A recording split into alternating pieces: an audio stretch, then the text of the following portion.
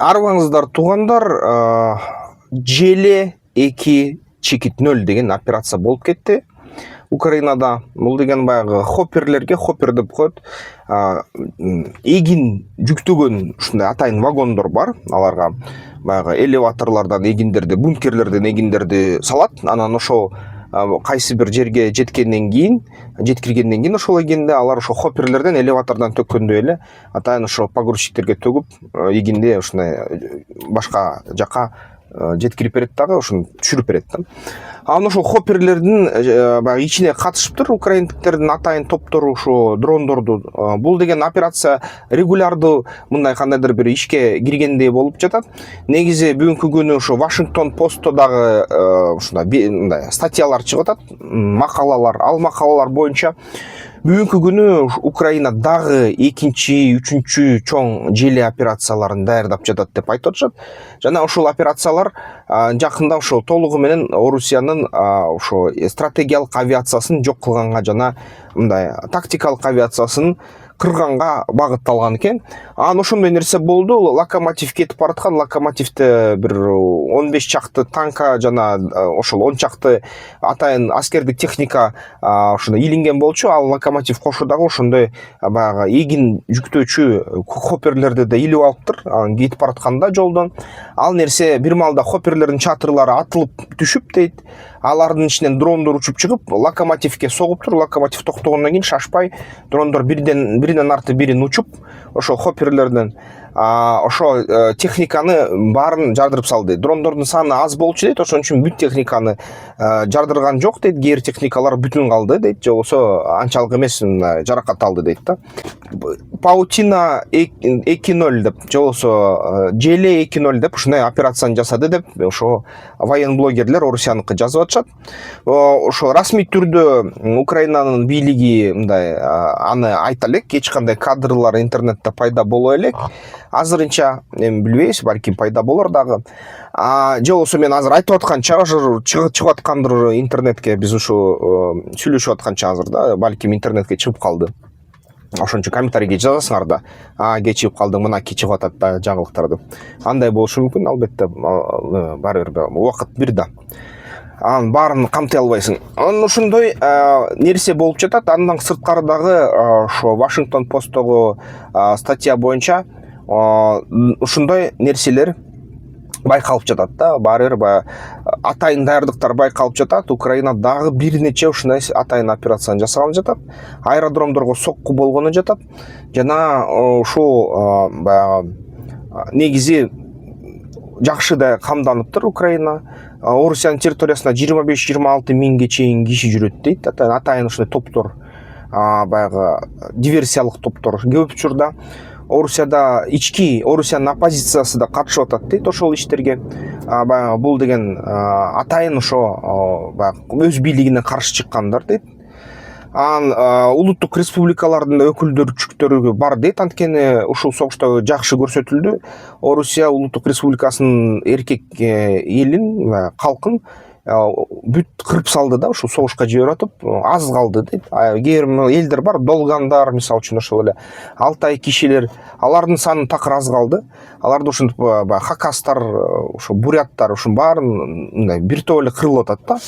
Анан ошолордун дагы улуттук өзүнүн өз сезүүсү пайда болуп атат. Алар да каршы чыгып атат. Алар Кыргыз мамлекетине карап, Казакстанга карап, Өзбекстанга карап аябай кызыгып атат да. Биз да ушундай баягы бөлүнүп кетсек, биз да өзүбүздүн ушундай кандайдыр бир эгемендүүлүгүбүзгө жетсек сонун болот эле го деп. Анан алар да ошондой кандайдыр иш аракеттер жасап атышат дейт.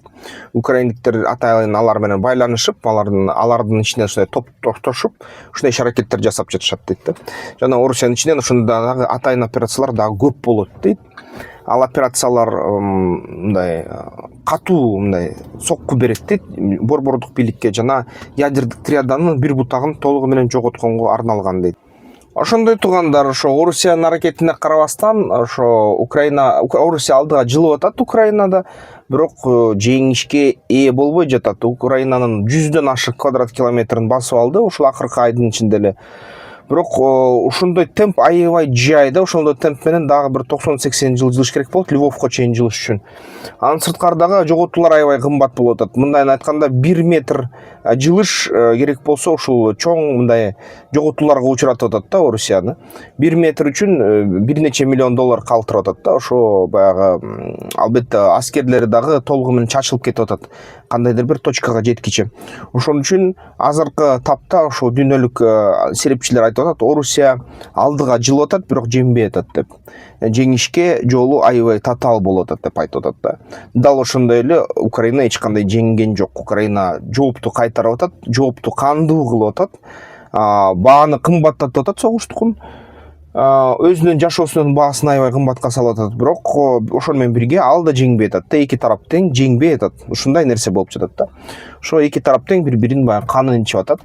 Эгерде Украинага эл аралык жардам токтобосо, Орусия бул жерден жеңишке жетише албайт.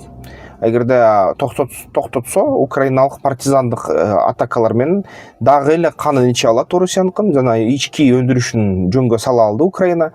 Бирок баягы чын эле согушту токтотуш керек болсо, Украинага каршы санкцияларды Евробиримдик жана АКШ кылыш керек, ошондо соктойт да.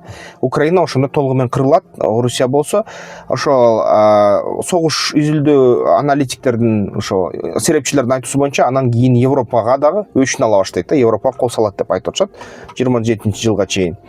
Ошол же болбосо Орусия жеңилиш үчүн болсо бүт дүйнө экономикалык санкциялар салыш керек. Кытай санкциялар салыш керек биринчи Орусияга. Ошондо анан биздин да мамлекеттерибиз ошо Борбор Азиянын мамлекеттери Орусия менен чегараны толук санкцияны колдосо, ошондо гана Орусия токтойт дейт да. Ансыз мисалы үчүн мүмкүн эмес дейт. Мындайын айтканда, эркин товарлардын өтүүлөрү, ошо бүт чегарасы Кытайдан өтүүсү, керек болсо Европанын кээ бир мамлекеттери аркылуу өтүүсү, Орусияга дагы эле ресурстарын алмаштырууга, жетиштүү түрдө согуш алып барууга толугу менен жетиштүү кылып жатат дейт да ошол нерселерди. Ошондуктан абал ошондой.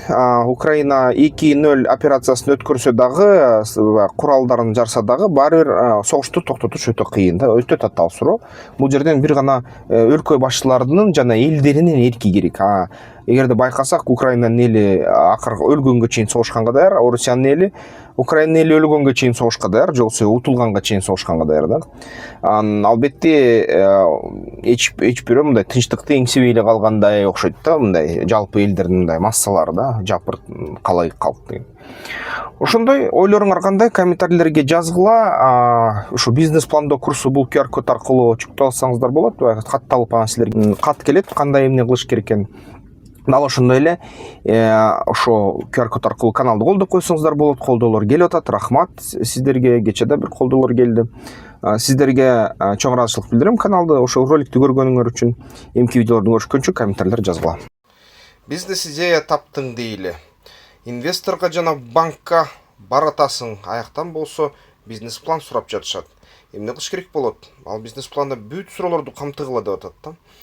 Ошол кыялда орундатыш үчүн, иштерди аткарыш үчүн, ушу бизнес план жазыш үчүн бизге кайрылсаң болот. Ушул номерге чалсаңыздар, жазсаңыздар.